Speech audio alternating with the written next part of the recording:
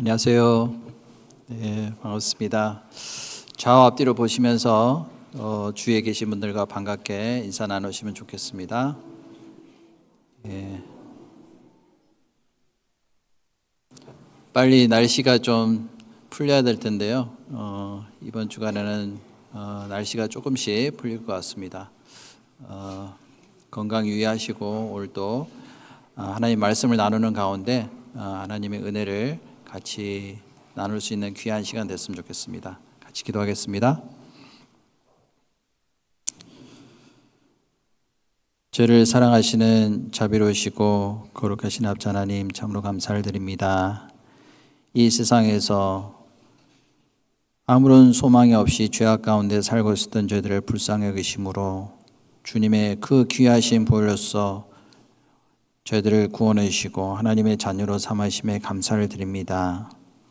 또 썩지 않고 더럽지 않고 쇠하지 않냐는 기업을 저희들에게 허락하시고 보이지 않냐는 그 하나님의 영광스러운 그 나라를 바라보면서 살아갈 수 있도록 자비를 베풀으심에 감사를 드립니다. 또 이 땅에서도 주님을 섬기며 이 거룩한 무리 가운데 거할 수 있도록 인도해 주심에 감사를 드립니다.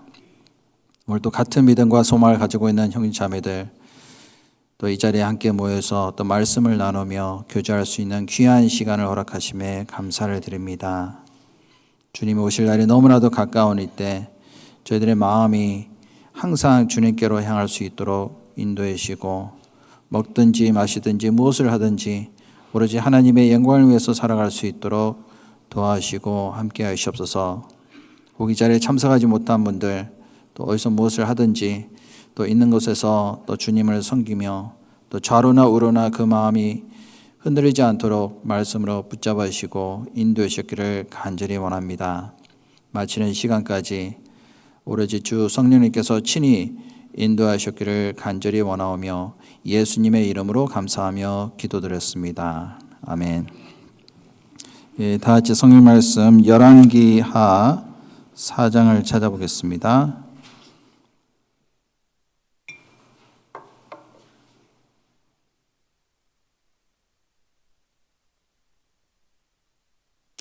열왕기하 4장 1절부터 7절 말씀을 제가 읽도록 하겠습니다. 선지자의 생도의 아내 중에 한 여인이 엘리사에게 부르짖어 가로되 당신의 종 나의 남편이 이미 죽었는데 당신의 종이 여호와를 경외한 줄을 당신이 아시는 바니이다. 이제 체주가 이르러 나의 두 아이를 취하여 그 종을 삼고자 하나이다. 엘리사가 저에게 이르되 내가 너를 위하여 어떻게 하랴? 네 집에 무엇이 있는지 내게 고하라. 저가 가로되 계집종의 집에 한 병 기름 외에는 아무것도 없나이다. 가로되 너는 밖에 나가서 모든 이웃에게 그릇을 빌라. 빈 그릇을 빌되 조금 빌지 말고 너는 네 두 아들과 함께 들어가서 문을 닫고 그 모든 그릇에 기름을 부어서 차는 대로 옮겨 놓으라. 여인이 물러가서 그 두 아들과 함께 문을 닫은 후에 저희는 그릇을 그에게로 가져오고 그는 부었더니 그릇에 다 찬지라. 여인이 아들에게 이르되 또 그릇을 내게로 가져오라. 아들이 가로되 다른 그릇이 없나이다 하니 기름이 곧 그쳤더라. 그 여인이 하나님의 사람에게 나아가서 고한데 저가 가로되 너는 가서 기름을 팔아 빚을 갚고 남은 것으로 너와 네 두 아들이 생활하라 하였더라. 이 세상에서 우리가 인생을 살다 보면요, 기쁜 일도 있을 수도 있고 또한 슬픈 일이 있을 수도 있습니다. 어떤 경우에는 너무나도 어려운 그 상황이 되면은 절망 가운데 빠지기도 하고요, 또 낙심할 때도 있을 수도 있습니다. 그리고 어떤 경우에는 정말 이게 끝인가 보다라고 이제 느껴지는 경우도 있죠. 왜냐하면 더 이상 해결책이 없었을 때 그때 그 낙심 또 절망감은요 이루 말할 수 없을 거라고 생각합니다. 그런데 그럴 때 어떻게 지혜롭게 잘 그 상황을 극복하느냐에 따라서 하나님의 크신 능력이 나타날 수도 있고 또한 그렇지 않을 수도 있음을 우리가 알아야 되겠습니다. 그래서 오늘 말씀의 주제는요, 그 한 병 기름에서부터 시작된 기적이라는 말씀으로 같이 교훈을 받아봤으면 좋겠습니다. 오늘 본문의 말씀은 예수님이 오시기 전 800년 전에 있었던 사건입니다. 즉 다시 말해서 지금으로부터 2800년 전에 있었던 일입니다. 그 열왕기하 말씀은요, 이스라엘의 그 7번째 왕인 아합 왕을 이어서 이제 8번째 왕이 된 그 아하시아 왕이 통치를 하던 그 시대에 있었던 일이 기록되어 있는 말씀입니다. 근데 엘리사는요, 그 뒤에 또 요람이라는 왕이 그 통치하던 시기부터 이제 활약을 했는데 한 50년간 통치를 했습니다. 그래서 엘리사가 통치하던 그 시대에 있었던 일이 기록되어 있는 말씀이 바로 열왕기하 말씀이라고 할 수가 있습니다. 그 당시에 이제 북이스라엘은요, 정치적으로도 굉장히 쇠퇴의 길을 걷고 있었습니다. 북방에서는 계속 이제 아람 그 군대들이 쳐들어와서 침입을 많이 하고 있었고, 또한 종교적으로도 바알신 숭배 사상이 굉장히 많이 들어왔기 때문에 그 영적으로도 굉장히 타락한 시대라고 할 수가 있습니다. 그때 하나님의 영광을 드러내는 그 능력의 선자로서 귀하게 쓰임을 받았던 사람이 바로 엘리사입니다. 근데 엘리사 그 전에 하나님의 사역을 했던 사람이 바로 엘리야죠. 그래서 엘리야도 많은 기적을 행했습니다. 갈멜산 전투에서도 하나님의 크신 능력을 엘리야를 통해서 나타내 보이셨고요. 그리고 엘리야는 모든 일을 다 하나님이 그 명령하신 대로 다 마치고 난 다음에 불병거를 타고 하늘로 승천한 사람입니다. 그러고 난 다음에 이 엘리야가 그 승천한 이후에 엘리사가 엘리야의 그 영감을 갑절이나 받고 더 많은 기적을 행하게 됐는데요. 엘리야는 무엇을 상징할까요? 예수님께서 이 땅에서 우리를 구원하시는 사역을 다 이루시고 십자가에서 피를 흘리시고 죽으시고 난 다음에 말씀하신 그대로 부활하셔서 살아나셨습니다. 그리고 40일 동안 하나님 나라를 전파하시고 하늘로 승천하신 그 예수님의 그림자가 바로 엘리야라고 할 수가 있습니다. 그리고 구원받은 모든 사람들의 그림자라고도 할 수 있죠. 우리도 주님 오시는 그날 이 몸이 호련히 변화돼서 주님을 만나는 그 순간이 분명히 있게 될 겁니다. 그래서 공중에서 주를 영접하게 될 거라고 말씀하셨잖아요. 그래서 엘리야는 구원받은 모든 사람들의 그림자라고도 할 수가 있습니다. 근데 엘리사는요, 그 예수님이 승천하시고 난 다음에 이 땅에 오순절날 성령이 임하셨는데요, 그 성령의 그림자라고 할 수가 있습니다. 예수님은 33생애를 사시면서 많은 기적을 행하셨잖아요. 그 사람들에게 그 떡과 물고기를 통해서 많은 사람들을 먹이셨고, 또한 죽은 사람을 살리시는 그러한 기적도 행하셨습니다. 그런데 성령을 통해서 나타나는 기적은 훨씬 더 큰 기적이라고 할 수가 있습니다.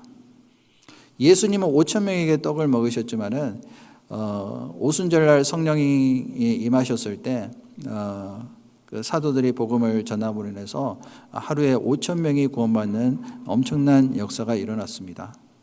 또 그 다음 날에는 3천 명이 구원받고 그리고 점점 더 그 복음이 확장돼서 땅 끝까지 전해지는 그 모습을 통해서 이 성령님이 하시는 그 기적은 훨씬 더 큰 기적이라는 것을 우리에게 말씀하시는 겁니다. 그래서 요한복음 14장에도 보면은 진실로 너에게 이르노니 나를 믿는 자는 나의 하는 일을 저도 할 것이요 또한 이보다 큰 일을 할 것이다 라고 말씀하셨어요. 그래서 예수님께서 하신 그 큰 기적, 또 물론 너무나도 놀라운 기적이지만은 그 이후에 성령을 통해서 우리 교회 가운데서 역사하시는 그 기적은 훨씬 더 놀라운 기적이라고 할 수가 있습니다. 죽은 사람이 살아나는 것도 기적이지만은 죽은 영혼이 살아나는 것은 그것보다 더 큰 기적이라고 할 수가 있잖아요. 그리고 예수님은 이스라엘 땅에서만 기적을 행하셨지만은 우리 가운데서 역사하시는 이 성령님은 이스라엘 땅뿐만 아니라 온 세계 이 땅끝까지 이르러 복음을 전하는 그 과정을 통해서 더 큰 기적을 행하고 있음을 우리에게 말씀하시는 겁니다. 그래서 엘리사는요, 성령을 상징하고 있다라고 할 수가 있어요. 그래서 엘리사가 행한 많은 기적 가운데서 오늘은 이제 방금 읽은 이 열왕기하 4장 1절부터 7절 말씀, 이 말씀을 통해서 우리에게 주시는 교훈이 무엇인지 같이 한번 살펴보도록 하겠습니다. 먼저 4장 1절을 제가 다시 한번 읽어보도록 하겠습니다. 선지자의 생도의 아내 중에 한 여인이 엘리사에게 부르짖어 가로되 당신의 종 나의 남편이 이미 죽었는데 당신의 종이 여호와를 경외하는 줄은 당신이 아시는 바니이다. 이제 체주가 이르러 나의 두 아이를 취하여 그 종을 삼고자 하나이다. 그 당시에 그 엘리사가 그 제자들을 많이 양성을 했던 것 같습니다. 그런데 그 선지 학교 그 생도 중에서 한 사람이 갑자기 그 죽게 되는 사건이 발생을 하게 됩니다. 이 성경에서는 왜 죽었는지는 이제 이유는 안 나와 있습니다. 뭐 갑자기 사고로 죽었을 수도 있고요, 병으로 죽을 수도 있고, 또 뭐 심장마비로 죽을 수도 있고, 그 여러 가지 원인이 있을 수도 있는데요. 갑자기 이 그 선지자의 생도, 그러니까 엘리사의 생도죠, 제자가 갑자기 이 목숨을 잃게 됩니다. 우리도 살다 보면은 그런 일을 당할 수도 있잖아요. 갑자기 내가 알던 사람이 세상을 떠나게 됐을 때 그때 그 슬픔은 이루 말할 수 없을 거라고 생각합니다. 이 세상에 살면서 가장 큰 슬픔은요, 자기가 사랑하는 사람이 이 세상을 떠났을 때 그때 그 슬픔은 이루 말할 수가 없겠죠. 그런데 그 엘리사의 생도도 그 가족이 있었습니다. 부인이 있었고 아들이 2명이나 있었거든요. 그 가족을 남겨놓고 이 세상을 떠나게 된 겁니다. 그러니까 하나님은요, 우리에게 생명을 주실 수도 있고 언제든지 취하실 수도 있는 겁니다. 우리 각자도요, 언젠가는 하나님이 우리의 생명을 취하시겠죠. 오늘이라는 그 시간을 사는 동안에도 하나님은요, 우리의 생명을 취하실 수도 있는 겁니다. 그리고 언젠가는 하나님을 반드시 만나야 되고 하나님 앞에 서게 돼 있습니다. 그래서 이 여인이요, 이 이제 남편이 이제 이 세상을 떠나갔을 때 얼마나 마음이 괴롭고 슬펐을까요? 그래서 이 여인이 이 엘리사에게 와서 부르짖었습니다. 당신의 종 나의 남편이 이미 죽었는데 당신의 종이 여호와를 경외하는 줄을 당신이 아시는 바니이다. 이제 체주가 이르러 나의 2 아이를 취하여 그 종을 삼고자 하나이다. 자, 이 여인은요, 남편이 죽었을 뿐만 아니라 평소에 빚이 많이 있었던 것 같습니다. 그래서 생활이 굉장히 궁핍했고, 만약에 그 빚을 갚지 못하게 됐을 경우에는 자기의 남아있는 그 2 아이들도 그 종으로서 이렇게 팔려갈 수밖에 없는 그런 상황에 처하게 된 겁니다. 우리가 이제 사랑하는 가족을 떠나 보냈을 때도 마음이 너무나도 괴롭고 여러 가지 마음이 슬플 수도 있겠지만은 경제적으로 어려워졌을 때, 그럴 때도 참 큰 어려움을 당하게 됐을 때 얼마나 마음이 괴롭고 그리고 고통스러울까요? 이 여인이 그런데 하소연할 데가 없는 겁니다. 그래서 엘리사에게 와서 부르짖은 거예요. 우리도 하나님께 부르짖을 수밖에 없는 그런 상황이 있을 수도 있죠. 이 부르짖는다는 것은 하나님께 나의 마음을 다 토하는 겁니다. 그게 바로 기도잖아요. 이 여인은 오로지 이 엘리사만이 자기의 형편과 사정을 잘 알고 있기 때문에 나의 사정을 얘기했을 때 들어줄 수 있는 사람이라고 생각했기 때문에 엘리사에게 와서 부르짖은 겁니다. 오늘도 이제 우리가 암송 구절을 같이 암송했잖아요. 그 이사야서 58장 9절에 보면은 네가 부를 때 나 여호와가 응답하겠고 네가 부르짖을 때 말하기를 내가 여기 있다 하리라. 하나님은 항상 우리의 부르짖음을 들으시고 응답하시는 분입니다. 그래서 이 과부도 엘리사에게 와서 부르짖었습니다. 그리고 말하기를 당신의 종 나의 남편이 이미 죽었는데 당신의 종이 여호와를 경외하는 줄을 당신이 아시는 바니이다. 자기 남편을 뭐라고 불렀냐면요, 당신의 종이라고 했습니다. 두 번이나 얘기를 했죠. 한 아내의 남편이기 전에 종이라고 먼저 인정을 한 겁니다. 이 세상에 있는 모든 사람들은요, 누군가의 종으로서 살고 있다고 할 수가 있습니다. 구원받기 전에는 우리는 마귀의 종으로서 또는 세상의 종으로서 또 죄의 종으로서 살아갔잖아요. 죽음을 무서워함으로 일생에 매여 종노릇 하는 자들을 놓아주려 하심이라. 그러한 그 죄의 종에서 해방하기 위해서 오신 분이 바로 예수님이시잖아요.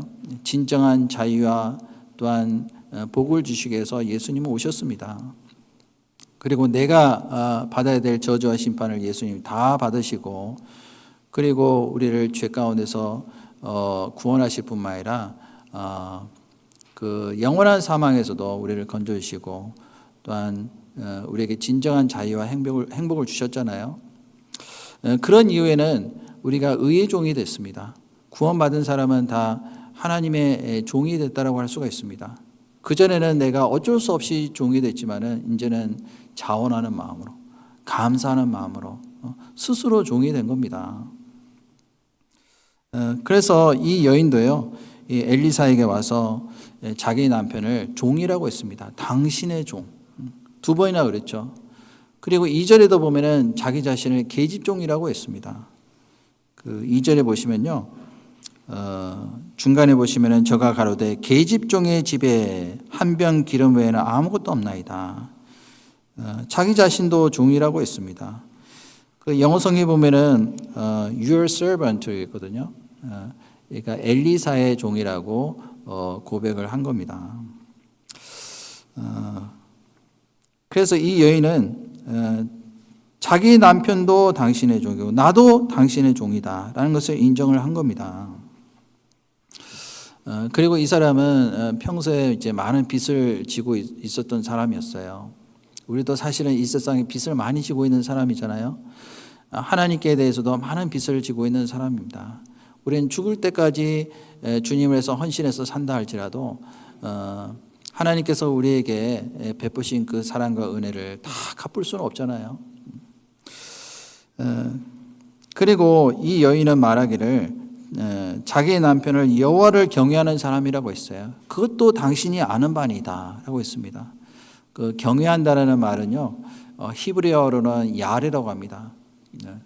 하나님을 두려워하는 마음, 무엇보다도 하나님을 높이고 하나님의 그 절대 주권과 하나님의 권위를 인정하는 그런 마음으로 섬기는 그 마음이 바로 경외하는 마음이라고 할 수가 있습니다.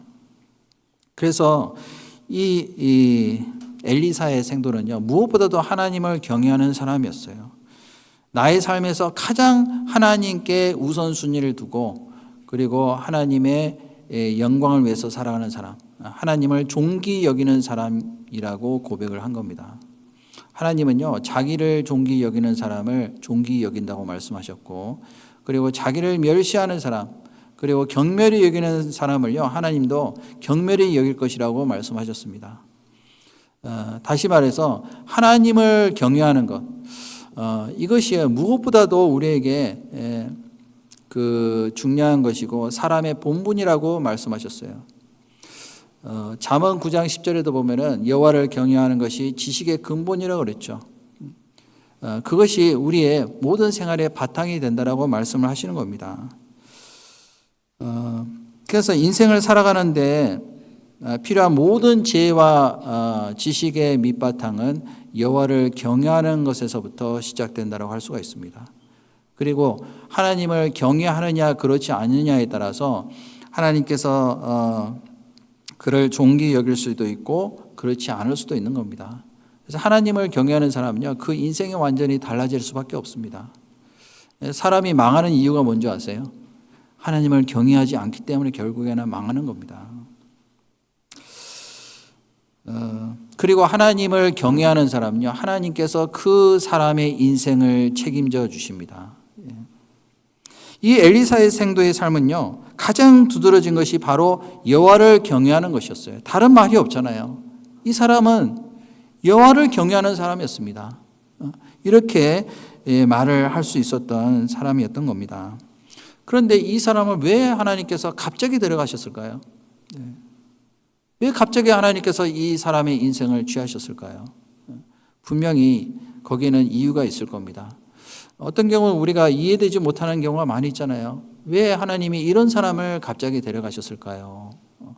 우리는 도저히 이해되지 못하는 경우도 있을 수도 있습니다. 그런데 하나님은요, 항상 선하신 일을 위해서 일을 하시는 분이잖아요.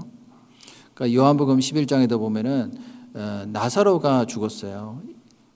그 나사로도 하나님을 경외하는 사람이었습니다. 그런데 왜 하나님께서 그 사람의 인생을 취하셨을까요? 그 뒤에 이유가 나오죠.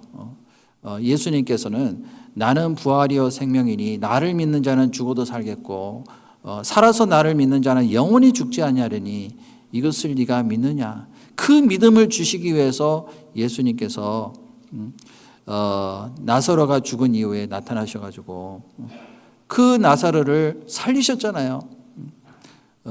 우리의 그 인생을 취하시는 분도 하나님이시지만은 우리를 죽음 가운데 부활할 수 있는 능력이 있으신 분도 하나님이라는 것을 입증하신 겁니다. 그래서 이유는 정확히 알 수 없지만은 하나님의 특별한 계획과 섭리가 있는 겁니다. 하나님의 더 크신 놀라운 능력을 나타내시기 위해서 이 엘리사의 생도를 하나님께서 데리고 가신 겁니다. 그런데 문제는 이제 체주가 이르러 나의 두 아이를 취하여 그 종을 삼고자 하나이다. 아까도 말씀드렸지만은 자기의 두 아들이 있는데 이제는 앞길이 막막해졌습니다. 있는 것은 아무것도 없었어요. 앞으로 이제 어떻게 생활해야 될지 너무나도 막막했습니다. 만약에 지금까지 지고 있는 빚을 갚지 못하면은 이제는 그 주인의 종이 될 수밖에 없는 그런 상황이 됐습니다. 자기 아들들이 이제는 다 팔려갈 수밖에 없는 그러한 상황이 된 겁니다. 그래서 2절에 보시면 엘리사가 저에게 이르되 내가 너를 위하여 어떻게 하랴? 네 집에 무엇이 있는지 내게 고하라. 자, 이와 같이 어떤 문제가 발생했을 때 하나님은 우리에게 무엇이 있는지 가지고 있는 것부터 찾으라고 말씀하시는 겁니다. 하나님은 우리에게 없는 것을 요구하시는 분이 아니죠. 아무리 작은 것이라 할지라도 현재 내가 가지고 있는 것이 무엇인지 찾으라고 말씀하시는 거예요. 내게 고하라. 네 집에 무엇이 있는지 고하라. 저가 가로되 계집종의 집에는 한 병 기름 외에는 아무것도 없나이다. 이 여인은요, 정말 아무것도 가진 것이 없었습니다. 한 병 기름 외에는 아무것도 없는 거예요. 근데 무슨 기름일까요? 참기름일까요? 들기름일까요? 콩기름일까요? 여기서 기름은요, 물론 감람유를 가리키고 있습니다. 그 올리브유 아시죠? 이때 당시에 그 감람유는요, 굉장히 중요한 어떤 기름이라고 할 수가 있어요. 없어서는 안 될 필수품이에요. 왜냐하면 감람류는 그 빵을 만들 때도 필요하거든요. 먹기도 하지만은 어떨 때는 이제 상처가 났을 때 거기 이제 기름을 발라서 어떤 치유하는 데 필요한 어떤 약재로도 사용하기 때문에 그렇습니다. 그리고 밤에 이제 등불을 킬 때도 기름이 필요하잖아요. 그래서 기름이 없으면 안 되는 겁니다. 근데 그 기름이요, 딱 한 병밖에 안 남았어요. 한 병. 한 병 기름 외에는 아무것도 없나이다. 자, 거기서부터 이제는 시작이 되는 겁니다. 엘리사가 해결책을 제시를 하게 됩니다. 3절에 보면은 가로되 너는 밖에 나가서 모든 이웃에게 그릇을 빌라. 빈 그릇을 빌되 조금 빌지 말고 너는 네 두 아들과 함께 들어가서 문을 닫고 그 모든 그릇에 기름을 부어서 차는 대로 옮겨 놓으라. 자, 갑자기 엘리사가요, 이 여인에게 이웃에게 가서 그릇을 빌려오라고 했습니다. 모든 이웃에게 가서 그릇을 빌라. 빈 그릇을 빌되 조금 빌지 말고. 조금 빌지 말라는 건 뭐예요? 빌릴 수 있을 만큼 다 빌려오라는 겁니다. 그리고 너는 네 두 아들과 함께 들어가서 문을 닫고 그 모든 그릇에 기름을 부어서 차는 대로 옮겨 놓으라. 자, 이것이 해결책입니다. 사실은 이해가 안 되죠. 그릇을 있는 대로 다 빌려오면 어떡하겠다는 거예요. 이해는 안 되지만은 그대로 행한 겁니다. 그릇을 빌리라고 하는 것에는 굉장히 큰 의미를 가지고 있습니다. 사실은요, 우리도 다 그릇이라고 할 수가 있어요. 우리 육체는 다 질그릇이잖아요. 하나님께서 이 세상을 창조하시고 난 다음에 사람을 만드실 때 흙으로 만드셨어요. 하나님께서 흙으로 사람을 만드시고 그 코에 생기를 불어넣으시니 사람이 생명이 된지라. 우리의 육체는요, 어떻게 보면은 질그릇과 같은 너무나도 연약하고 깨지기 쉬운 그러한 육체를 가지고 있는 겁니다. 그래서 사람이 죽으면 이제 흙으로 돌아가잖아요. 너희 인생이 무엇이냐? 너희는 잠깐 보이다 없어지는 안개니라. 결국에는 흙에서 왔기 때문에 흙으로 돌아가는 것이 바로 인생인 것입니다. 우리 로마서 한번 찾아보실까요? 로마서 9장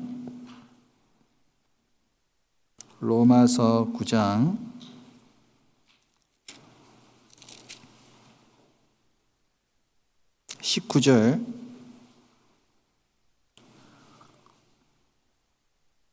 19절부터 21절까지 제가 읽겠습니다.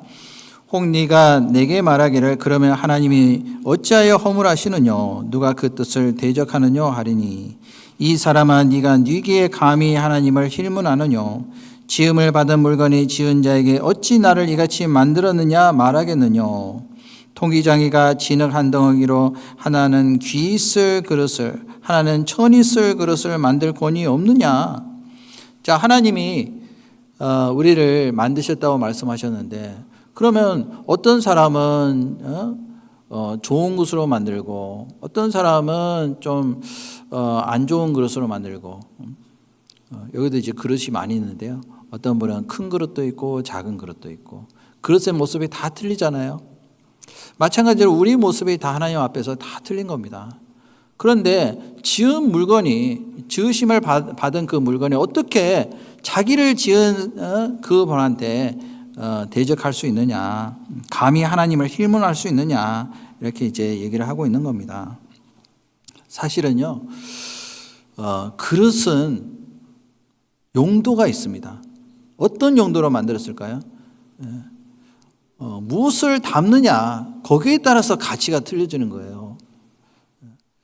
큰 그릇도 있고 작은 그릇도 있고 뭐 좋은 그릇도 있고 안 좋은 그릇도 있고 그런데 그 그릇을 어디에 쓰느냐 무엇을 담느냐에 따라서 그 인생이 완전히 틀려지게 되는 겁니다. 그래서 그릇이라는 것은 우리의 인생 전체를 가리킬 수도 있고요. 우리의 마음을 뜻할 수도 있습니다. 우리 마음의 그릇에 무엇을 담느냐에 따라서 하나님이 존귀하게 보실 수도 있고 그렇지 않을 수도 있기 때문에 그렇습니다. 어떤 사람은요, 자기 그 인생 가운데 욕심으로 가득 차 있는 사람이 있어요. 자기의 욕심에 이끌려서 살아가는 사람이 있습니다. 욕심이 잉태한 즉 죄를 낳고 죄가 장성한 즉 사망을 낳는다 그랬잖아요. 그 욕심이 가득 차 있는 상태에서 살면은 그러면 결국에는 하나님 앞에서 쓸모없는 그릇이 될 수가 있는 겁니다. 어떤 사람은요, 자기의 생각과 육신적인 계획으로 가득 차 있는 사람이 있어요. 그런 사람은요, 하나님 앞에 나와서 아무리 좋은 것으로 채우려고 해도 하나님이 채워줄 수가 없는 겁니다. 왜냐하면 다른 것으로 꽉 차 있는데 어떻게 채워줄 수가 있겠어요? 예를 들어서 이 컵에 여기 이제 물이 좀 있는데요. 여기다가 맛있는 커피로 가득 채우려면 어떻게 해야 될까요? 네, 비워야 됩니다. 그러고 난 다음에 커피를 담아야지. 이 상태에서 커피를 담으면요, 맛이 없어요. 다 버려야 돼요. 그와 마찬가지로 하나님 앞에서 내가 합당치 못한 죄로 가득 차 있다. 또는 자기 생각으로 가득 차 있고 자기 계획으로 가득 차 있잖아요. 일단 하나님께 귀하게 쓰임 받기 위해서는 다 버려야 됩니다. 그래서 빈 그릇을 빌려오라고 한 거예요. 빈 그릇. 또 디모데후서 2장 20절을 보겠습니다. 디모데후서 2장 20절.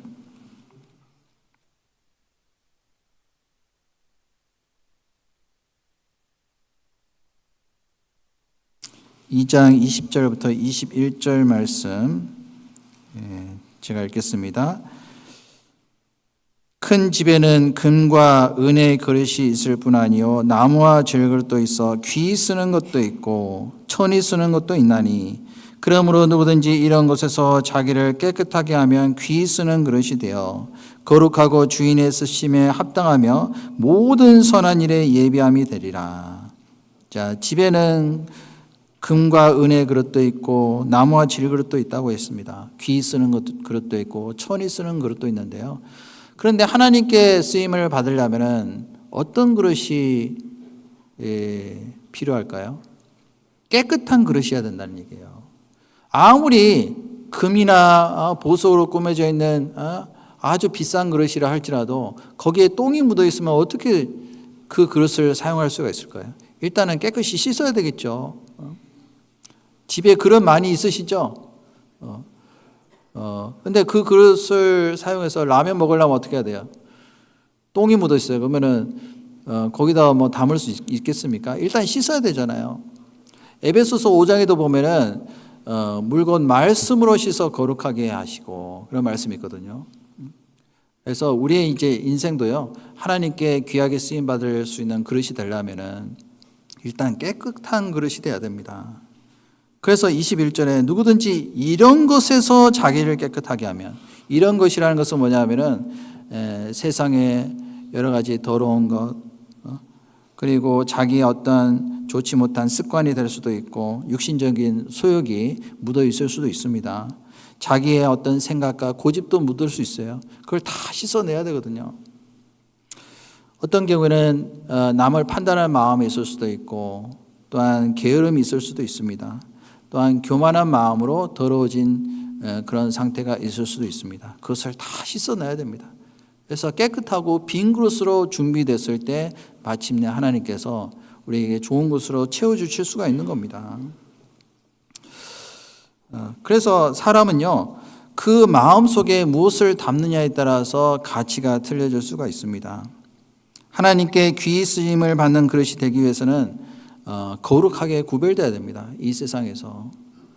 구원받은 사람은요, 어떤 사람은 귀하게 쓰임 받을 수도 있고 그렇지 않을 수도 있잖아요. 그런데 그것은요, 내가 먼저 준비가 되어 있느냐 그렇지 않느냐에 따라서 틀려질 수가 있는 겁니다. 그래서 엘리사가요, 이 여인에게 말하기를 이웃에 가서 다 빌려오라고 그릇을, 빈 그릇을 빌려오라고. 그리고 깨끗한 그릇이 있어야 되겠죠.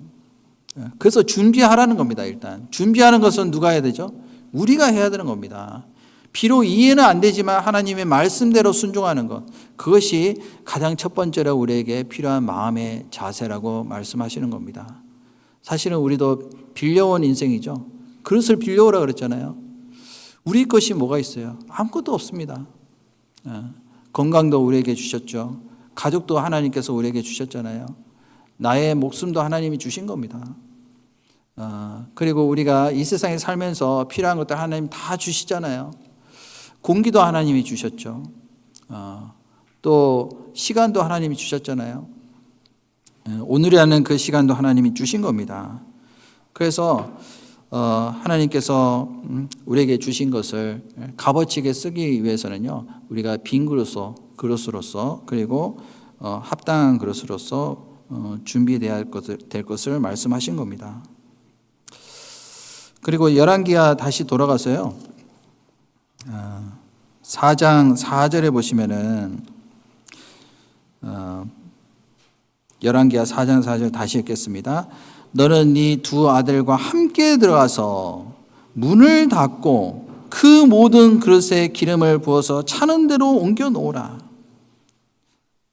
아까도 말씀드렸지만 이제 아이 둘이 있다고 했는데요. 여기는 이제 정확하게 두 아들이라고 했습니다. 네 두 아들과 함께 들어가서 문을 닫고라고 했어요. 문을 닫는 것은 무엇을 의미할까요? 집안에 들어가서 문을 닫는다는 것은 우리가 기도할 때 세상으로 향하는 문을 닫고 하나님께로 향하는 문을 열으라는 그러한 의미를 가지고 있다고 할 수가 있습니다. 이것은요, 전적으로 하나님만을 의지하고 다른 것을 바라지 않는 거예요. 인간의 힘을 바란다든지 또한 다른 것을 의지하는 마음을 가지고 있다라면은 그것은 기도하는 마음의 자세가 아니죠. 일단은 마음의 문을 먼저 닫아야 돼요. 세상으로 향하는 문을 닫아야 됩니다. 우리가 기도할 때 잡념이 많이 생기잖아요. 그리고 여러 가지 다른 어떤 염려나 걱정과 근심이 생길 수도 있습니다. 그러면 마음이 분산이 돼서 기도가 안 됩니다. 그래서 정말 그 기도할 때 집중을 하려면요, 일단 문을 닫아야 돼요. 그래야지만이 하나님께로 향하는 문이 열립니다. 하늘로 향하는 문이 열리는 거예요. 그런데 어떤 경우는 기도할 때 내일은 뭐 먹을까? 그리고 오늘은 뭘 할까? 여러 가지 막 생각이 복잡하거든요. 잡념이 너무 많아요. 그래서 기도할 때 가장 마귀가 많이 공격을 합니다. 왜냐하면 마귀도 알거든요. 기도의 능력이 얼마나 큰지. 여러분들 성경을 1시간 읽는 게 어려워요? 기도 1시간 하는 게 어려워요? 기도 1시간 하는 게 훨씬 더 어렵습니다. 성경은 1시간 읽을 수 있어요. 뭐 요즘에 필사하시는 분도 있고 어떤 분은 2시간씩 쓰시는 분도 있고 그러는데, 근데 기도를 1시간, 2시간 하는 것은요, 쉽지가 않습니다. 왜냐하면은 마귀도 기도하는 사람을 두려워하거든요. 그 앤드류 머레이가 이런 말을 했습니다. 기도는 인간의 무능과 하나님의 전능을 연결하는 고리다. 인간의 무능, 우리는 아무것도 할 수 없다. 거기서부터 시작이 되는 겁니다. 그래서 하나님의 도우심을 바라는 것, 그것이 기도잖아요. 기도에 무슨 형식이 있습니까? 없습니다. 그냥 하나님께 부르짖는 거예요. 아까도 말씀드렸지만은 그 자기의 마음을 토해놓고 하나님께 다 내어놓는 것이 그것이 기도입니다. 그래서 하나님은요, 우리가 무슨 기도를 할 때 하나님이 다 들으시잖아요. 마태복음 6장 6절을 보겠습니다. 마태복음 6장 6절.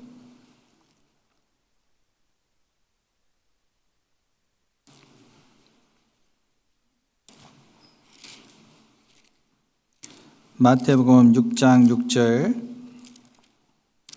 제가 읽겠습니다. 너는 기도할 때 네 골방에 들어가 문을 닫고 은밀한 중에 계신 네 아버지께 기도하라. 은밀한 중에 보시는 네 아버지께서 갚으시리라. 자, 기도할 때 어떻게 하라고 그랬죠? 첫 번째로 해야 될 것이 뭐냐면은 골방에 들어가서 문을 닫으라고 그랬습니다. 문을 닫고 은밀한 중에 계신 네 아버지께 기도하라. 나의 비밀을 하나님께 다 털어놓는 겁니다. 물론 하나님은 우리의 마음을 다 아시죠. 우리의 사정과 형편을 다 헤아리시는 그 하나님, 머리털까지도 다 해심받았다고 그랬잖아요. 하나님은요, 항상 우리의 기도 소리에 귀를 기울이십니다.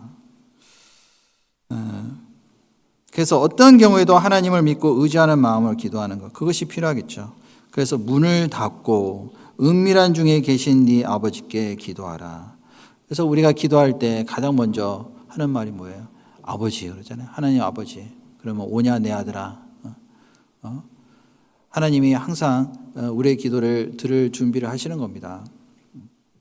그리고 시간과 장소 너무 구애받지 마세요. 여기 골방이라 그랬으니까 저희 집은 골방이 없는데요. 그 골방을 얘기하는 게 아니고 혼자 그냥 은밀한 중에 사람 보이려고 하는 기도가 아니잖아요. 이거는. 그러면 형식적인 기도가 되는 겁니다. 하나님과 나 1대1이에요. 그냥. 어떤 분은 클래스에서 들어가가지고 기도하시는 분도 있다 그러는데 뭐 그렇게 해도 뭐 하나님이 클래스에 들어갔다고 해가지고 뭐 왜 너는 거기 들어가서 기도하냐. 어떤 사람은 화장실에서도 기도하거든요. 하나님은 냄새가 그렇게 많이 나는데 거기서 왜 기도하니 이렇게 안 물으실 거야 아마. 마음을 보시잖아요. 그래서 우리가 모든 염려를 다 내려놓고 걱정과 근심 다 내려놔야 됩니다. 그런데 잔뜩 짊어지고 기도를 하면 하나님은 어떻게 우리의 기도를 들으시겠어요? 그래서 빌립보서 우리 잘 아시는 말씀이 있죠. 4장 6절에 보면은 아무것도 염려하지 말고 너희 모든 염려를 다 주께 맡겨버리라. 오직 모든 일에 기도와 간구로 너희 구할 것을 감사함으로 하나님께 아뢰라. 그리하면 모든 지각에 뛰어난 그 하나님의 평강이 그리스도 예수 안에서 너희 마음과 생각을 지키신다고 그랬잖아요. 그래서 모든 염려를 다 내려놔야 됩니다. 하나님께 다 맡기는 거예요. 그리고 너희 구할 것을 감사함으로 아뢰라는 것은 하나님의 선한 뜻을 우리는 알지는 못하지만은 그 선하신 뜻이 일어나기를 간절히 원하는 마음, 그리고 믿는 마음으로 기도를 하는 겁니다. 그렇기 때문에 감사하는 마음으로 기도하는 거예요. 그래서 다윗도 여러 가지 고난을 받을 때 하나님께 기도를 했잖아요. 그리고 오히려 많은 고난이 있을 때 더 감사하는 마음으로 기도를 했습니다. 왜냐하면 그 고난 가운데서도 하나님이 건져 주실 것을 믿었기 때문에 그렇습니다. 그리고 결국에는 하나님의 선하신 뜻이 나타나잖아요. 우리가 간절히 구해도 얻지 못하는 이유는요, 믿음이 없기 때문에. 야고보서에도 그런 말씀 있죠. 1장 6절에 보면 오직 믿음으로 구하고 조금도 의심하지 말라. 의심하는 자는 마치 바람에 밀려 요동하는 바다 물결 같으니라. 이런 사람은 주께 얻기를 생각하지 마라. 생각도 하지 말라고 그랬습니다. 그래서 기도는요, 어떤 믿음의 행위라고 할 수가 있어요. 반드시 믿음이 수반돼야 됩니다. 그것이 응답받는 기도의 비밀이라고 할 수가 있습니다. 그 17세기 그 유명한 독일의 음악가 그 바하가 하는 한 유명한 말이 있습니다. 무슨 말을 했냐면요, 하나님이 찍으신 마침표에다가 물음표를 달지 말라고 말했거든요. 하나님이 마침표를 딱 찍어놨는데 자꾸 물음표를 달아요. 왜요? 하나님이 딱 마침표 찍었잖아요. 믿으라고. 그러면 그 뒤에 느낌표를 찍어야 됩니다. 우리는 느낌표. Yes. 왜라고 하지 말고 진실로 그렇게 되기를 믿습니다. 그런 마음으로 기도하는 것이 올바른 자세라고 하시는 겁니다. 우리 기도 끝날 때 뭐라고 하면서 기도 마치죠? 아멘 하잖아요. 이 아멘이라는 뜻이 뭐냐면은 진실로 그렇게 될 것을 믿습니다. 그런 뜻이에요. 그러니까 아멘 하고 마침표를 딱 찍어야 돼요. 피리어드. 근데 자꾸 물음표 달 필요가 없거든요. 원래 아멘은요, 그 히브리어 에머나에서 파생된 말인데요. 에머나라는 뜻이 뭐냐면은 말뚝이라는 뜻이에요. 말뚝. 그 천막을 칠 때 이제 말뚝을 탁 박잖아요. 그것이 이제 깊게 박혀야지만이 흔들리지 않고 다 고정이 되잖아요. 마찬가지로 우리의 마음의 말뚝을 탁 박아야 됩니다. 깊게 흔들리지 않도록. 진실로 그렇게 될 것을 믿습니다. 이 아멘은 자신의 마음을 믿음으로 딱 고정시키는 거예요. 확정시키는 겁니다. 그런 마음으로 기도를 했을 때 아멘 이렇게 나올 수가 있는 겁니다. 그리고 이제 이 빈병을 이제 다 빌려왔습니다. 그리고 거기다가 기름을 부으라 그랬잖아요. 열왕기하 4장으로 다시 돌아가겠습니다. 4장 4절 제가 다시 읽겠습니다. 너는 네 두 아들과 함께 들어가서 문을 닫고 그 모든 그릇에 기름을 부어서 차는 대로 옮겨 놓으라. 자, 모든 그릇에 기름을 부으라고 했습니다. 그리고 차는 대로 옮겨 놓으라고 그랬거든요. 자, 이해는 안 되지만은 이 여인은 물러가서 그 엘리사가 말한 대로 행했습니다. 그랬더니 놀라운 일이 벌어졌죠. 5절에 보면 여인이 물러가서 그 두 아들과 함께 문을 닫은 후에 저희는 그릇을 그에게로 가져오고 그는 부었더니 그릇에 다 찬지라. 기적 아니에요? 그릇에 다 찬 거예요. 얼마나 많은 그릇을 빌려왔는지 모르지만은 그 빌려온 그릇은 다 찬 겁니다. 계속 부은 거예요. 붓는 대로 계속 나오는데요. 뭐. 계속. 여인의 아들에게 이르되 또 그릇을 내게로 가져오라. 아들이 가로되 다른 그릇이 없나이다 하니 기름이 곧 그쳤더라. 자, 원래 그 기름이 만들어지려면 뭐가 필요하죠? 감람유를 만들려면 뭐가 필요합니까? 감람나무가 있어야 되겠죠. 감람나무만 있으면 되나요? 감람나무를 키워가지고 감람나무 열매가 열려져야 돼요. 올리브. 근데 그 감람나무에서 열매가 맺혀지기까지 7년이 걸린다고 합니다. 보통. 빠르면 5년. 그 긴 세월 동안 잘 가꾸고 해야지만이 그 열매가 맺어질 수가 있고 그 열매를 수확을 해서 빻아야지만이 기름이 만들어지잖아요. 근데 기름이 계속 나오는 거예요, 여기. 이것을 통해서 우리에게 말씀하시는 건 뭐냐면은 하나님의 말씀에는요, 능력이 있습니다. 하나님 말씀에 순종하면은 하나님은 모든 것을 만드신 분이잖아요. 그리고 그것을 다스리시는 분인데 그 말씀대로 행할 때 그 놀라운 기적이 나타날 수가 있는 겁니다. 사실은 하나님은요, 그릇을 안 빌려와도 다 하실 수 있는 분이에요. 하나님 혼자도 다 하실 수가 있는 겁니다. 그릇도 다 하나님이 준비할 수도 있어요. 그런데 우리에게 하라고 하신 것은 뭐냐면은 우리의 그 마음을 보시는 겁니다. 얼만큼 하나님의 말씀대로 순종하고 그대로 행하는지, 얼마나 큰 믿음을 가지고 있는지를 먼저 보시는 겁니다. 만약에 제가 이제 오늘 그 여러분들에게 꿀을 좀 나눠드리겠습니다 라고 이제 했는데요. 일단은 그릇을 가져오세요. 어떤 분은 요구르트 병을 가져왔네. 그럼 그만큼만 주는 거예요. 또 어떤 사람은 도람통을 가져왔네. 그럼 어떻게 해요? 채워줘야죠. 가져오는 대로 채워준다고 그랬으니까. 근데 그 사람은 진짜 수지 맞는 거죠. 요구르트 병 가져온 사람이 막 불평할 수가 있겠어요? 자기가 그만큼 가져왔으니까 불평을 못하는 거죠. 마찬가지로 하나님은요, 못하시는 것이 없는데 우리의 마음의 믿음의 분량을 보시는 겁니다. 마음의 그릇. 얼마나 하나님의 말씀을 믿고 의지하고 준비하느냐. 거기에 따라서 하나님이 우리에게 더 많이 채워주실 수도 있고 그렇지 않을 수도 있는 겁니다. 지난번에도 말씀드렸지만 하나님은요, 결과보다도 과정을 보십니다. 우리의 마음이 어떠한지 먼저 보시잖아요. 하나님은요, 이 세상을 창조하실 때 하루만 해도 다 창조하실 수가 있어요.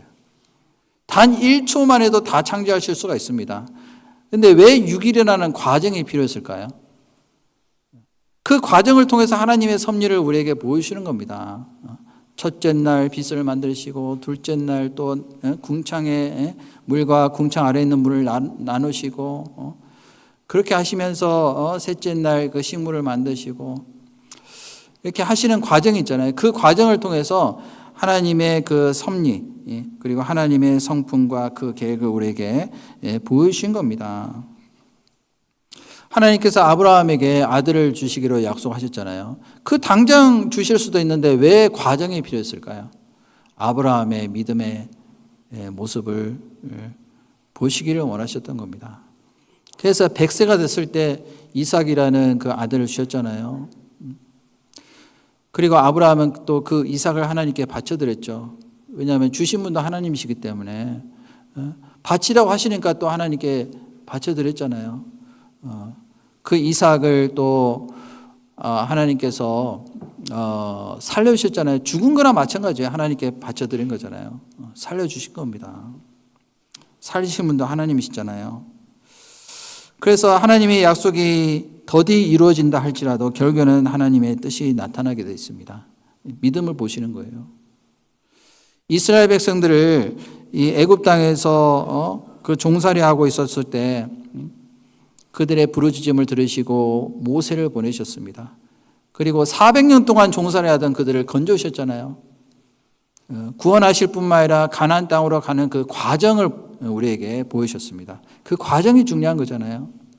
그 과정 속에서 하나님이 그들을 인도하시고 또 필요한 것을 주시고 때마다 일마다 항상 보호하시고 그리고 그들을 결국에는 가나안 땅으로 인도하는 과정을 통해서 하나님이 어떠한 분인지를 우리에게 보여주신 겁니다.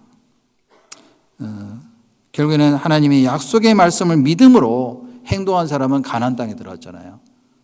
딱 두 사람밖에 안 들어갔어요. 여호수아와 갈렙. 나머지는요 다 광야에서 죽었습니다. 왜냐하면 하나님 말씀에 불신했거든요. 그래서 하나님은요 항상 우리의 믿음을 보십니다. 그 마태복음 9장을 한번 보실까요? 마태복음 9장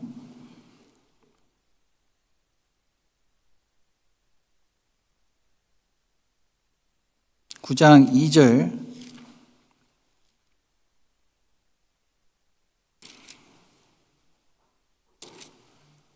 9장 1절부터 2절까지 제가 읽겠습니다.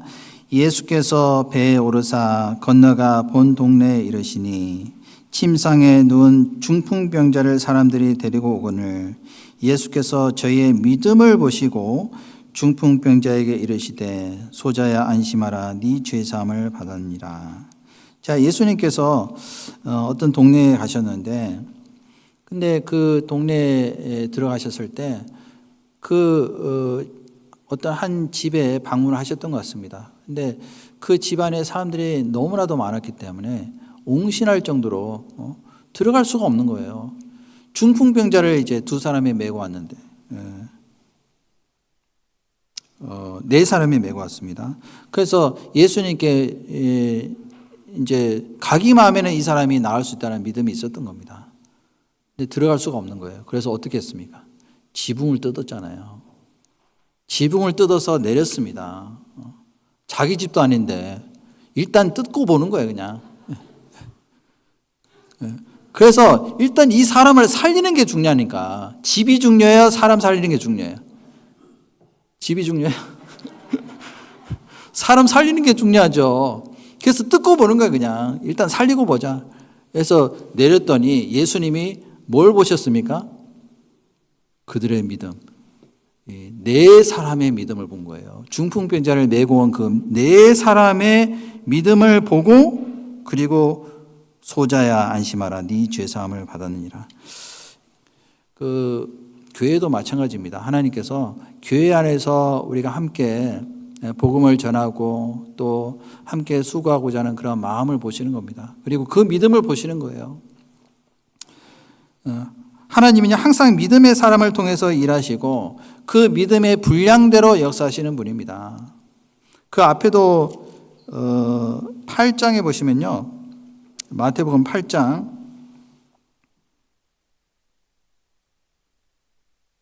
8절부터 제가 읽겠습니다. 백부장이 대답하여 가로되 주여 내 집에 들어오심을 나는 감당치 못하겠사오니 다만 말씀으로만 하옵소서. 그러면 내 하인이 낫겠삼나이다.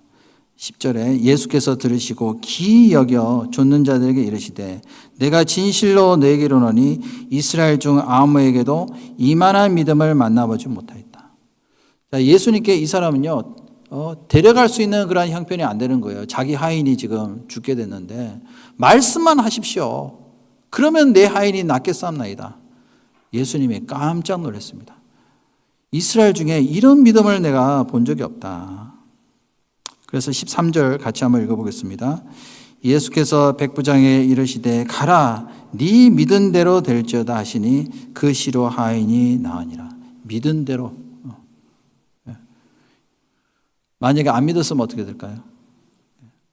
그러면 나을 수가 없는 거예요. 믿으니까 나은 겁니다. 우리도 구원받을 때 믿음으로 구원받았잖아요. 다른 거 하나님 안 보십니다. 히브리서 11장에도 보면은 믿음이 없이는 하나님을 기쁘시게 못한다고 했습니다. 하나님을 기쁘시게 할 수 있는 유일한 것은 바로 믿음의 행동. 믿음은요 반드시 거기에 대한 행동이 나타나게 돼 있습니다. 그래서 한 사람을 구원하기 위해서도 반드시 먼저 믿음이 있는 사람을 통해서 역사하십니다. 구원받은 사람. 그 요한복음 2장에도 보면은 예수님께서 첫 번째로 행하신 그 기적이 뭐예요? 가나 혼인잔치에서 물이 포도주가 되게 하는 기적이었습니다. 혼인잔치에서 포도주가 떨어졌어요. 예수님께서 그때 해결책을 제시하시죠. 일단은 돌 항아리에다가 물을 가득 채우라고. 아니 그렇게 안 해도 예수님은 포도주를 만드실 수 있어요, 없어요?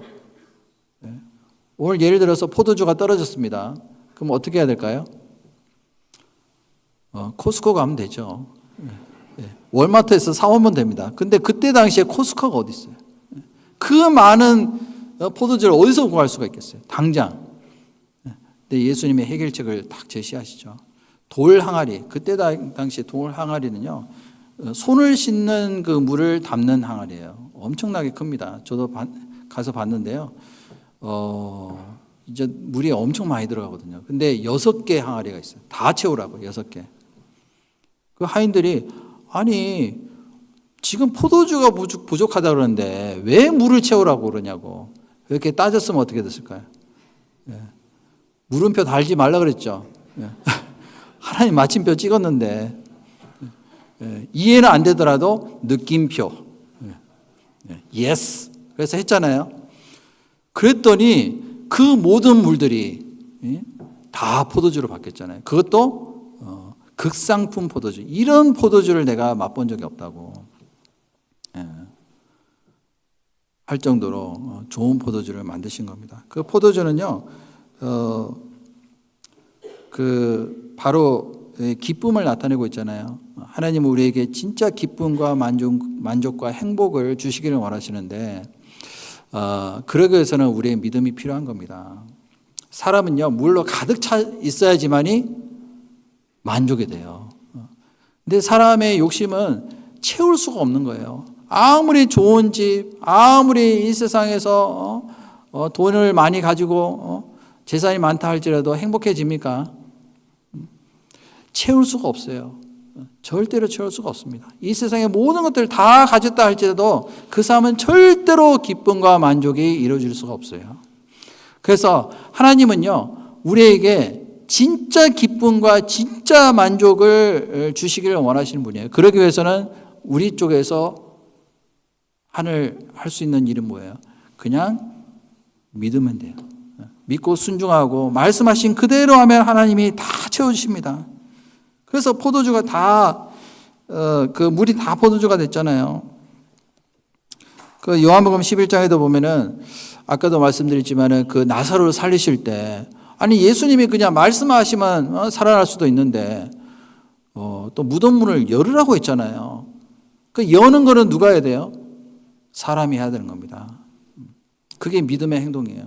그러니까 마리아가 그랬잖아요. 아니 지금 죽은 지 나흘이 돼서 냄새가 납니다. 그때 예수님 뭐라고 말씀하셨어요? 네가 내 말을 믿으면은 하나님이 영광을 보리라 하지 아니었느냐 그랬잖아요. 믿으면 하나님이 영광을 보는 겁니다. 그래서 열었더니 놀라운 일이 벌어졌죠. 나사로야 나오너라 이제 말씀이 들어가는 거예요. 이 세상의 모든 사람들은 다 사망 가운데 거하고 있잖아요. 그 사람들을 건질 수 있는 죽은 사람을 살릴 수 있도록 인도하는 책임은 우리가 해야 되는 겁니다. 그 다음부터는 이제 하나님이 말씀으로 역사하십니다. 그래서 나사로야 나오너라 하니까 죽은 지 나흘 된 나사로가 나왔잖아요. 실제로 있었던 사건인 겁니다. 사실은 이 세상에서 가장 큰 기적은 이 세상을 창조하신 그 창조주 하나님께서 육신의 몸을 입고 이 땅에 오신 것, 그것이 가장 큰 기적이라고 할 수가 있어요. 하나님이 인간의 몸을 입고 이 땅에 오신 그것 자체가 기적인데, 그것보다 더 큰 기적은 나 같은 죄인을 살려주신 거잖아요. 십자가에서 나를 위해서 고난을 받으시고, 그리고 피를 다 흘리시고, 그리고 지옥에 갈 수밖에 없었던 그 영혼을 살리신 그 크신 그 하나님의 영광과 기적, 이것은요 우리가 어떤 것과도 비교할 수 없는 기적이라고 할 수가 있습니다. 예수님도 요나의 표적 외에는 내가 보일 표적이 없다고 그랬잖아요. 그 요나가 물고기 뱃속에 사흘 동안 있다가 다시 나왔잖아요. 그리고 니느웨 가서 복음을 전했더니 엄청난 기적이 일어났잖아요. 하나님의 능력은 무한하지만 우리의 믿음이 부족함으로 또 불신하고 불순종함으로 인해서 그 능력이 안 나타날 수도 있는 겁니다. 그래서 하나님의 기적이 나타나기 위해서는 하나님의 능력을 믿는 믿음이 있어야 돼요. 그래서 믿음의 분량대로 하나님은 그 그릇을요 다 충만히 채우셨습니다. 믿음의 분량대로. 그래서 이제 그릇이 더 이상 없는 거예요. 그러니까 기름이 끊어졌잖아요. 기름이. 우리 시편 한번 찾아보실까요? 시편 81편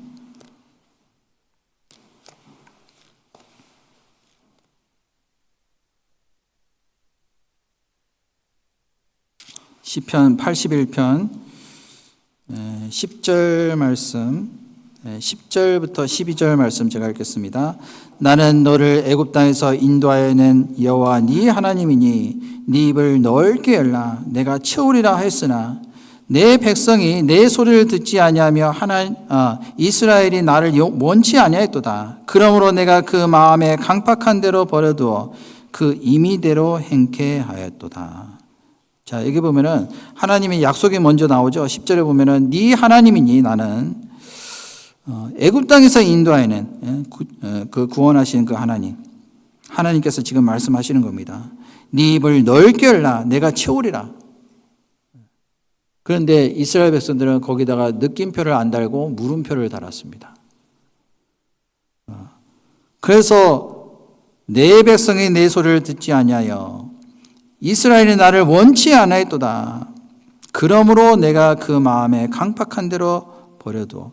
하나님은요 우리의 마음의 분량대로 역사하십니다.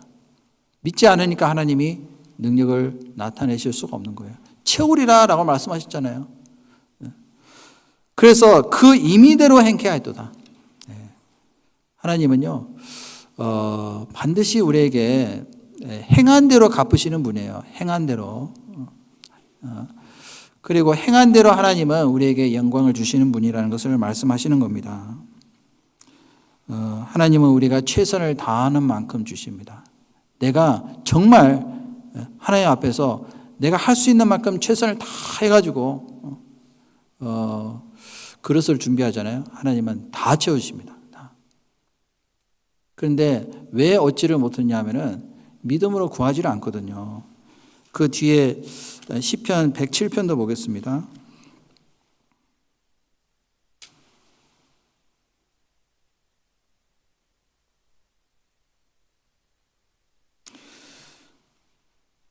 (107편) 8절부터 9절까지 제가 읽겠습니다. 여호와의 인자하심과 인생에게 행하신 기이한 일을 인하여 그를 찬송할지로다. 저가 사모하는 영혼을 만족해 하시며 줄인 영혼에게 좋은 것으로 채워주심이로다. 이것도 하나님의 약속이죠. 자, 여호와의 인자하심과 인생에게 하신 그 기이한 일, 우리가 얼마나 많이 봤습니까? 그를 찬송할 뿐만 아니라 또한 하나님의 약속을 믿고 행하면요, 우리에게 좋은 것으로 채워주시기로 또 약속하셨잖아요. 채워주십니다. 그리고 결국에는 하나님께서 하나님의 자기의 영광을 나타내시고 하나님의 능력을 나타내 주십니다. 우리가 전도할 때도요, 우리가 그릇을 크게 준비하면은 하나님이 우리 소원대로 채워주십니다. 이 교회도 하나의 그릇이라고 할 수가 있어요. 교회도. 장소도 하나의 그릇이라고 할 수가 있어요. 좋은 장소, 넓은 장소를 우리가 준비하면 그만큼 다 채워주십니다. 이 기름은 무엇을 의미할까요? 바로 성령의 역사를 가리키고 있습니다. 아까도 말씀드렸죠. 엘리사는 성령의 그림자라고 말씀드렸잖아요. 기름은 바로 성령의 역사 그리고 능력을 상징하고 있는 겁니다. 사도행전 2장에 보면은 오순절날 다락방에서 120명의 성도들이 함께 모여서 간절히 기도했잖아요. 그랬더니 하나님께서 성령을 내려주셨습니다. 충만히 내려주셨어요. 다 성령의 충만을 받아가지고 담대히 말씀을 전했잖아요. 그래서 하루에 5,000명씩 그리고 3,000명씩 막 구원받는 역사가 일어난 겁니다. 그들은요, 성령의 충만으로 인해서 이 기쁨과 감사의 충만함으로 해서 말씀을 전했어요. 아무리 핍박과 어려움과 고난과 또 환란이 있다 할지라도 그것을 능히 이길 수 있는 능력은 바로 성령이거든요. 그래서 너희에게 성령이 임하시면 곧 너희가 권능을 받고 예루살렘과 온 유다와 사마리아와 땅끝까지 이르러 내 증인이 되게 하리라. 그들은 죽음을 두려워하지 않았습니다. 왜냐하면 성령의 충만함을 받았거든요. 스데반도 성령의 충만을 받아서 담대히 말씀을 전했잖아요. 죽는 그 순간까지. 그런 사람들이 있었기 때문에 우리가 거듭날 수가 있었던 겁니다. 우리도 성령의 충만을 받아야 되겠죠. 에베소서 한번 찾아볼까요? 에베소서 5장에 보시면요, 잘 아시는 말씀이지만은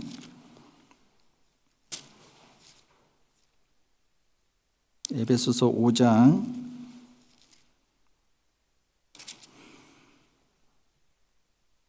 18절 말씀, 5장 18절 말씀 한 구절만 같이 읽겠습니다.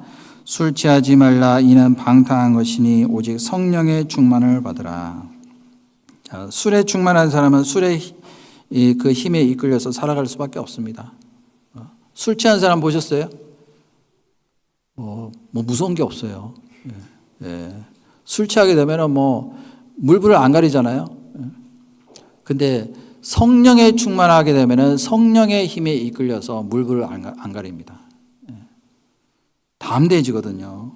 마음에 은혜가 가득한 사람은 뭐가 나올까요? 그 입을 통해서 은혜가 나오겠죠. 성령에 충만한 사람은 그 사람의 마음을 통해서 성령의 그 역사가 나오게 돼 있습니다. 성령이 하시는 말이 나올 수가 있잖아요. 그래서 이거는 명령이에요. 성령의 충만을 받으라. 이건 해도 되고 안 해도 되고 그게 아니에요. 정상적인 그리스도의 삶을 살기 위해서는 반드시 성령의 충만을 받아야 됩니다. 이건 특별한 경험이 아니에요. 어떤 사람은 저는요, 방언의 기적을 체험했습니다. 그때 성령의 충만을 받았습니다. 그런데 아니에요. 아무리 방언의 기적을 많이 행한다 할지라도 그 성령이 역사하지 않으면 그 사람을 통해서 하나님의 능력이 나타날 수 없습니다. 사람이 살아날 수 없어요. 우리는 주님의 말씀과 하나님의 사랑으로 충만해졌을 때, 은혜로 충만해졌을 때 우리가 진정으로 하나님 앞에서 성령의 충만함을 받을 수가 있는 겁니다. 고린도후서 4장 7절에도 보면은 우리가 이 보배를 질그릇에 가졌은즉 이는 능력의 힘이 큰 것이 내게 있지 아니하고 큰 것이 하나님께 있고 우리에게 있지 아니하면 알게 하라심이라. 사실은 우리는 질그릇과 같은 너무나도 보잘것없는 가치 없는 존재잖아요. 근데 이 속에 뭐가 있어요? 보배를 가졌어요. 뭐가 큰 보배입니까? 복음이라는 보배를 가졌어요. 성령이라는 보배를 가졌습니다. 말씀이라는 보배를 가졌잖아요. 그 말씀으로 충만히 채워졌을 때 또 성령의 능력이 크게 나타날 수가 있는 겁니다. 그래서 아까 우리가 읽었던 열왕기하 4장 다시 돌아가서요. 마지막 절 7절입니다. 4장 7절.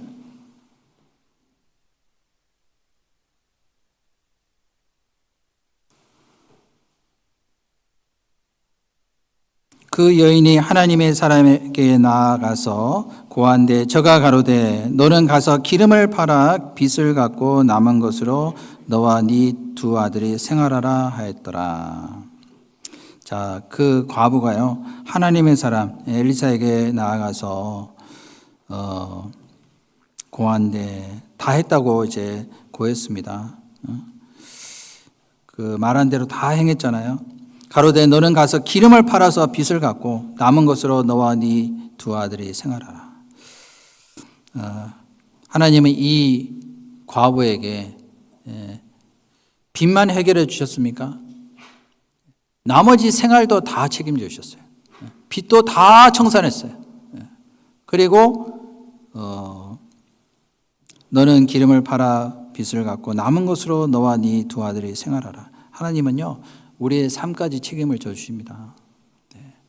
우리가 하나님께 어떠한 그릇으로서 준비하느냐에 따라서 하나님의 도우심을 받을 수도 있고 그렇지 않을 수도 있는 겁니다. 하나님은 오로지 우리에게 영원히 없어지지 않냐는 것을 주실 수 있는 분이잖아요. 이 세상에서도 우리 삶에 필요한 것을 다 주실 수 있는 분입니다. 얼만큼요? 부족함 없이 충만히 채우십니다. 빌립보서 4장 19절에 보면은 나의 하나님이 그리스도 예수 안에서 영광 가운데 그 풍성한 대로 너희 쓸 것을 채우시리라. 그런 말씀하셨거든요. 풍성한 대로 쓸 것을 채우신다고 그랬어요. 우리가 하나님께 우리가 헌신하고 우리가 희생하면서 복음을 위해서 함께 수고하잖아요. 그러면은 그거 이상 충만히 채우십니다. 어떤 사람은 하나님께 드리는 것을 막 벌벌 떨면서 이거 하나님께 드리면 내가 생활 못 하는데. 근데 이 여인은요 집안에 있는 거는 딱 하나밖에 없었어요. 기름 한 병, 그거를 다 드린 거예요, 그냥. 하나님 앞에서 생활 전체를 다 드린 겁니다. 그랬더니 더 많이 채우셨잖아요. 우리도요, 하나님께서 나에게 주신 것에 대한 감사함으로 하나님께 드리면은 하나님께서 우리에게 10배, 100배, 500배까지 채우실 거예요, 아마. 우리 교회당 이제 이사하기로 했잖아요. 너무 겁내지 마세요. 이 교회당이 정말 팔릴까? 얼마에 팔릴까? 그런 생각으로 다 차 있더라고요. 그걸 다 버리고 제발 좀 하나님의 생각으로 가득 채웠으면 좋겠어요. 하나님이 약속하시면은 약속하신 대로 이루시잖아요.